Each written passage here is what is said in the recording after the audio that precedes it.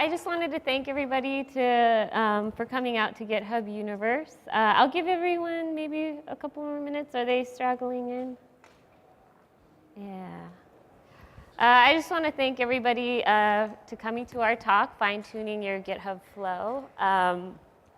We did a similar version of this yesterday, a workshop, so I just want to let everybody know if you went to our workshop yesterday, we'll be giving a similar talk, so you might want to go to another talk right now. We won't, no hurt feelings if you decide to go to another talk. All right, so I think we'll get started. So my name is Grace Park. I'm a Services Solutions Engineer on the GitHub Professional Services team. And so that essentially means we help GitHub customers and GitHub Enterprise customers get onto the GitHub platform. And one of the ways that we do that is through educating end user developers. And we also help sysadmins get onto the platform. We help them set up their organizations and sort of transform their workflows. And so you're getting a quick preview of what we do in a typical workflow consultation. And I'll let Stefan do his own intro. Hey, everyone. So, yeah, my name is Stefan. Don't know if oh, there we go. So, hey, everyone. My name is Stefan. I'm on the services team as well. I usually work out of Germany, so that's why the funny name with the funny dots on the O. I'm a services engineer, and I help our customers move on to GitHub Enterprise, migrate from other platforms that they might have used in the past, but then also help them define a workflow, define something that will make them a more successful team, a more successful software organization. So this is where this talk is also then in the later part is looking into some real life examples that we've seen with some of our customers. But before we get there, Grace, please. Thank you. So just a quick agenda for what we're going to talk about. We're going to talk about some of the challenges that we face, and then we'll go into a couple of workflows that have been pretty popular. Just to get a raise of hands, who's familiar with the Git Flow and who uses the Git Flow? Wow, that's quite a bit. And who's familiar with the GitHub Flow and uses that in their workflow? Awesome. OK, cool. OK, so I know that we're going to be doing a high-level overview of these workflows, give you some examples. Since we're on the professional services team, I think you might have seen the Ask Services booth out there. Feel free, if you have any specific questions about your workflow, meet us back there. We'll be here around all day today, all day tomorrow, and we can go through more in-depth questions that you may have, because I know this is sort of a large space, and I'm sure most of you have very specific questions to your specific workflows. So let's get right into it. So some of the challenges that we face, I would say that probably everyone on the professional services team would actually agree with me in that while the technical challenges are key when designing a workflow, the most difficult challenge is around culture transformations. And so when we talk about culture, we're really talking about the idea of communication, and specifically communication amongst teams. And so if we look at something like this is fairly standard, right? We know exactly who's accountable for what. You have one manager, you have these people, and so really all the people get the attention that they deserve. And it's pretty satisfying just on a human level because we know who's accountable for what. But the thing is that even in a model of that size, it's actually not without its challenges, because while sharing the vision is fairly straightforward from the top down, from the bottom up, once we get into the weeds of a project, that vision can start to deteriorate fairly quickly. And so if we think about it from a software perspective, developers, I would say in general, I'm sure you all know, depend on the work of other developers. And many times, they can be geographically distributed in different places. And so as we see here, we're already starting to see more managers get involved. We need more people to help manage others.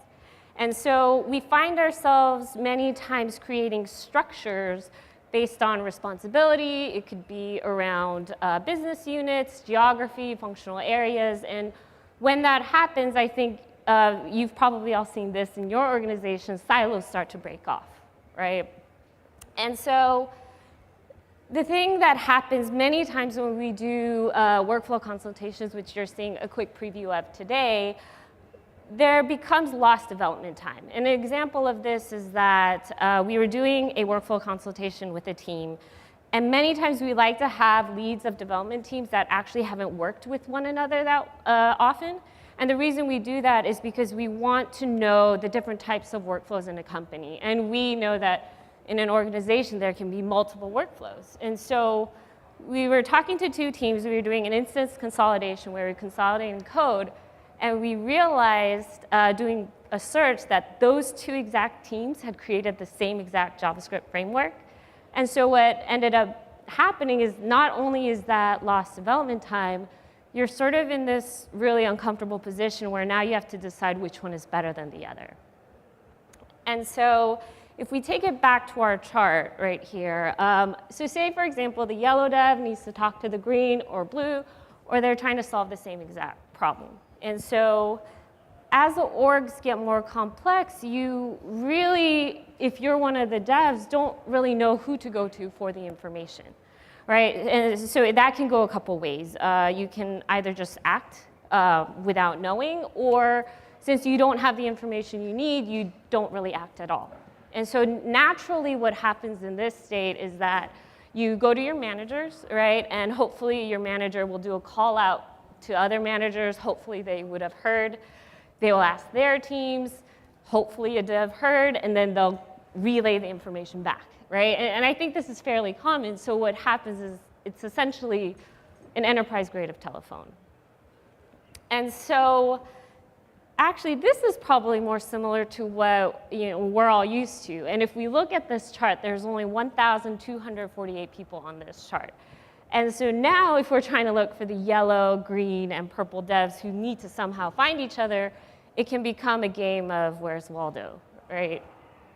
And so how are they going to find each other in an org chart that looks like this? And so unfortunately, when we have devs that are working on the same thing, while it's also lost development time, there's also a real cost here, right? And it'll lend itself to more bugs, delays, and then outages or even security events.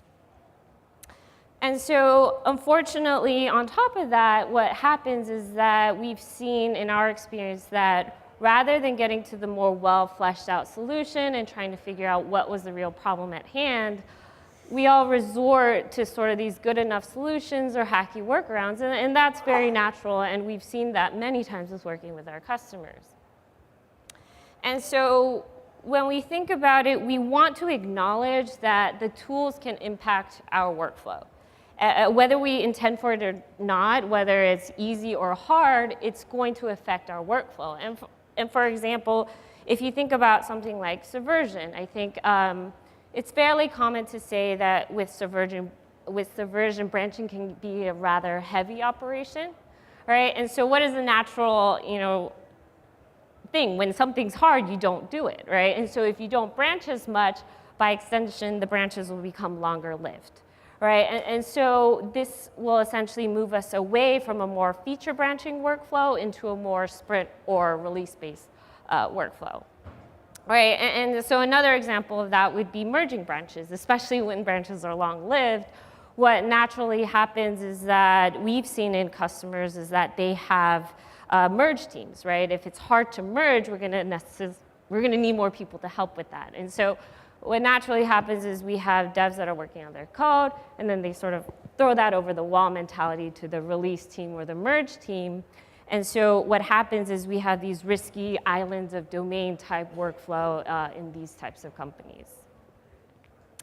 And so the Git Flow, I think most of the people in this room were using the Git Flow as opposed to the GitHub Flow. And so the Git Flow was published back in 2011, and it's been pretty viral since. And I think a lot of the companies that we work with actually work with the Git Flow. And so the Git flow was really what we've seen was a workflow that matches environments. For example, it emerged when they were mimicking their already existing infrastructure, and they were trying to move more towards that infrastructure. And so what we try to think about is, while it's not mutually exclusive, is how much of your workflow is based on the infrastructure that's already existing versus what makes the most sense for contribution. And so, the Git flow has been around, and it's very well tested, it's flexible, and it's been working quite well for a lot of customers. And so, as I mentioned before, this is fairly common, right? We have a production environment, staging, testing, and the individual dev environments. And so if we actually look at the Git flow, it almost matches it identically, right? And so we like to think that while the workflow is comprehensive, it was built for more of a pre-DevOps world. It was published back in 2011. And so many times it's optimized for more manual review and execution, and as opposed to what we believe is more modern day best practices with automation and testing. And so when we work with our customers, we find that typically in larger organizations, while the rules of Git flow, if they're enforced well, it can work very well. But with the larger organizations, we find that those rules tend to break down. And so Stefan is going to give a quick overview of the GitHub flow. So talking about the GitHub flow. So the next couple of slides are pretty straightforward. Take them with a grain of salt. They're pretty much straightforward. So where we come from with the GitHub flow is really a master branch. This is our main line. This is our deployable software. This is our clean version of code. So everything that is in master is stable. This does not mean there's no bugs. But what happens if we create a new feature? We branch off. We develop our new feature through a pull request. We discuss the code. We merge it back in. And it's in our streamlined software. It's deployable. It might be live right away if it's a website. If it's embedded software, you create your artifacts out of it, your installation files, and you name it. And there you go. That's all you need. So what do you do when you need to hotfix something? Well, actually, or first off, call it feature branch, call it development branch. It just looks exactly the same. It's just a different color. And same thing with a hotfix. You branch off your software that is currently bugged. You fix that feature. You merge it back in, and everything is fine. Then this is why I'm saying take it with a grain of salt. They all look the same. They just changed the color. This is how you do your release. Maybe you have to do a little bit of cleanup, a little bit of advanced changes. You do that on your branch. You merge into master, and you're done. And who's merged into master straight away? Right away.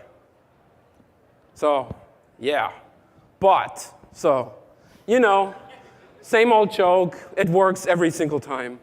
You don't just simply merge into master.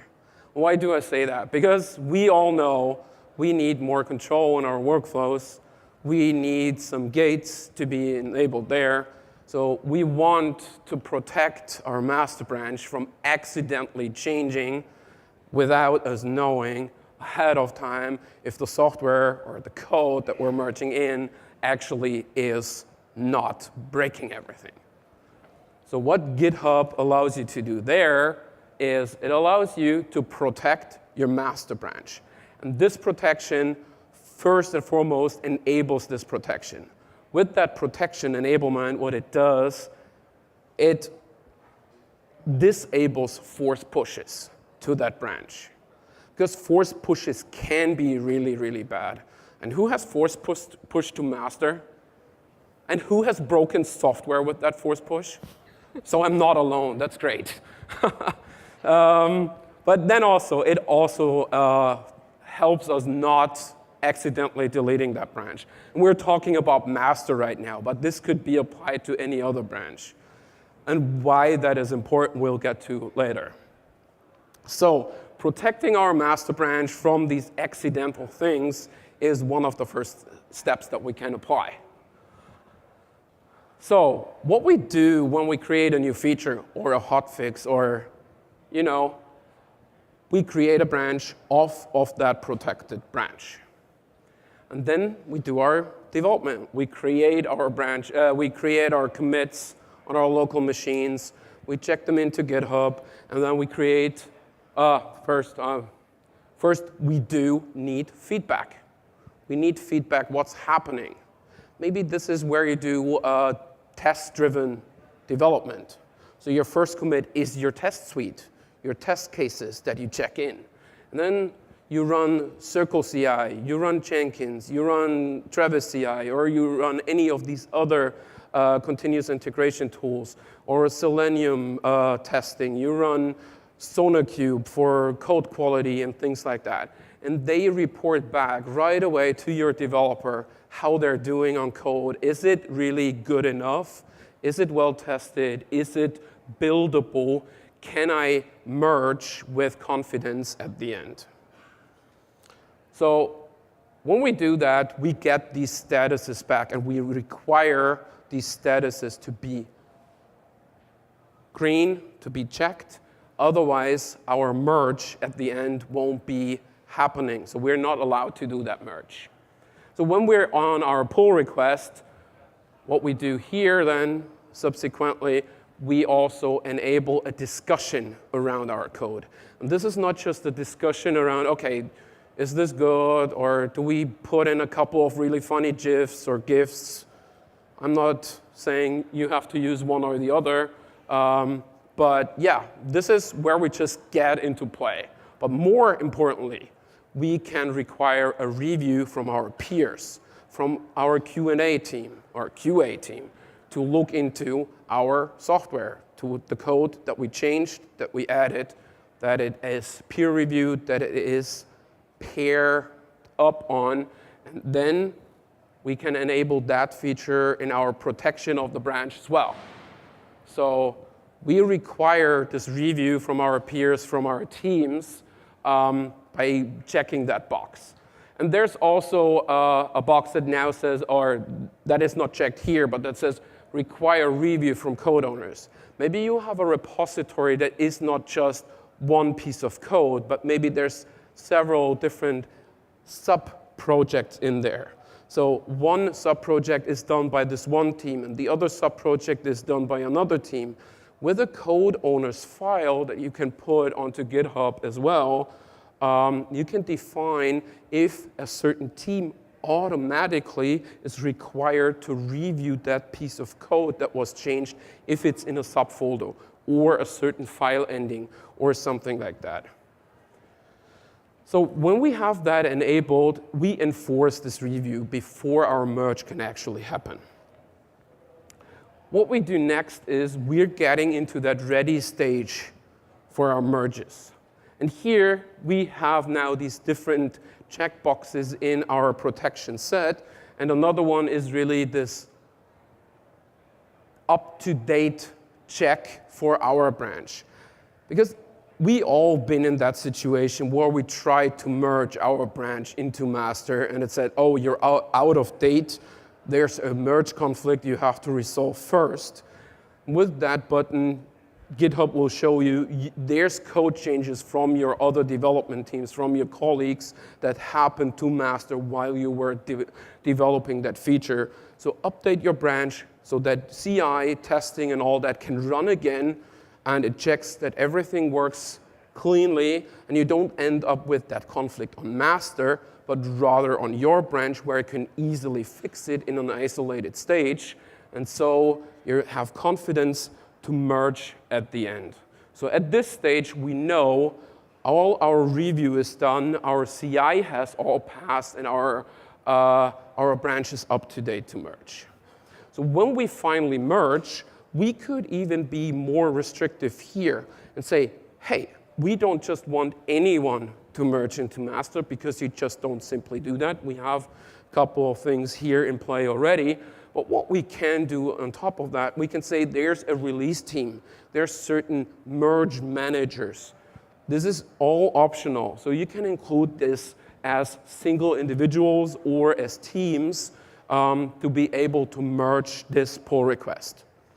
And this is now all setting the stage for our merges, but this is all one branch, one pull request, or one master branch, one feature branch, one hotfix branch. And this, from real-life examples that we worked in these workflow consultations that Grace was mentioning, we realized this is often way too simple because the world out there is complicated. The enterprise world is even more complicated. So what are actual real GitHub flows, or flows, workflows that we will look into that are used? So let's look into something, and this is as an idea that you can take out into your teams and play with these ideas, with these concepts to find that perfect flow, the perfect workflow that works for your team together with the platform that is GitHub. So one example, and this is something that came up through the workshop that we did yesterday. A lot of people said, well, master is fine, and the feature branches are great as well, but we want to have that a little bit more controlled. So we protect our master branch, yes, but we don't want anyone to merge into master just on their own account. We want sort of a feature freeze before that. So what we allow our developers to do throughout their sprints, throughout their development cycles, is we have that parallel development branch where everyone can branch off, apply their new features or code their new features, and merge in with all these different gates in place, so CI checks, code reviews. So if it's merged into develop, then we're there. But then once we're at the end of our sprint, a release manager would go ahead, do a code freeze, and create that pull request at that certain point in time onto master that is then in the future holding our new software. At the same time, it's called a code freeze. Every developer could still continue with the next sprint already on the development branch while the code freeze is set up in this pull request against master. So this is one of the examples that actually was discussed in yesterday's workflow. So, and I think this is one of the great examples how you can apply something as simple as the GitHub flow, but take it to a next level and make it your workflow. But then if we talk about something more complex, where we might have to support multiple versions of our software. Just think about something where we support 4 different versions of our software, but then also have continuing development into the future. So here we have a feature branch. So these are not real branches. They won't stick around for a long time, because what we do when we release this feature or this version 2.8.0, we create a Git tag. So we can always easily jump back on it, create a branch at that point in time, and do something on that branch.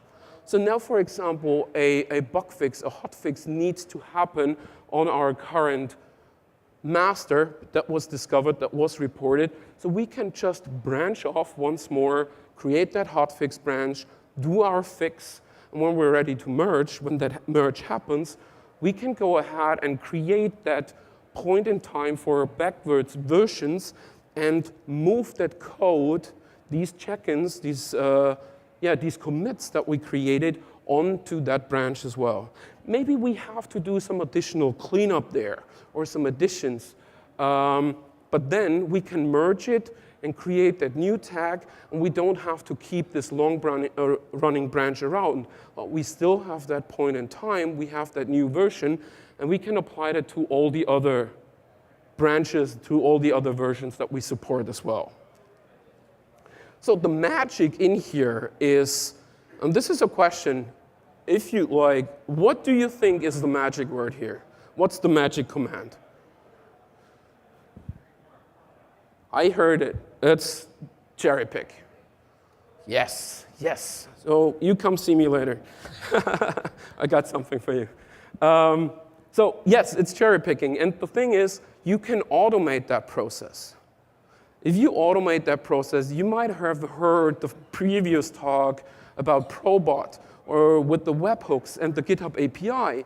So you could really automate that. Maybe your webhook is triggered when you create that merge onto master. And then that webhook with the API, with GitHub or with Git, creates these different branches and creates these different pull requests on these tags that are there. Or maybe it's you apply a label to that branch before you merge it so that you create everything in parallel and have it all tested automatically. Because as soon as you create that branch, you trigger your continuous integration system, your testing, and all that that is in play and is in play with your protection of your branches. So you can, with confidence, clean up these things, merge them, and have your new version. Awesome. But what is if I don't even, what happens if I have to fix something, say in version 2.8, or maybe I have to fix it in version 2.9. So this example next is not, it's visualizing it in a different way, but maybe I found this bug in a version that is not the current version. So I would try and find out, is it also a bug in all my other versions? But first and foremost, I would fix it in this version where I discovered it. When I did, once we've done that and created our tag, we could then create a new branch, merge these changes on top of it, because 2.9 has 2.8 as a subset. So we can merge these things in, maybe do some additional cleanup, and then do these things subsequently onto the other versions as well, do it on top of master, and then continue with our development. So this is really just one of the examples that came out of workflow consultations, or these are a few of the examples that came out of the workflow consultations we've done in the past with different customers in different industries. And this is one we've done with someone in the automotive industry, where it's more about embedded software, whereas the previous one where you do this with cherry picking might be rather something that you do on top of a web service or a microservice where you support multiple versions, or maybe a dependency you develop internally that you use, I don't know, with NuGet that you supply, or NPM, or the dependency management of your choice. So yeah, really, these are some of these examples, and honestly, it's not that complicated.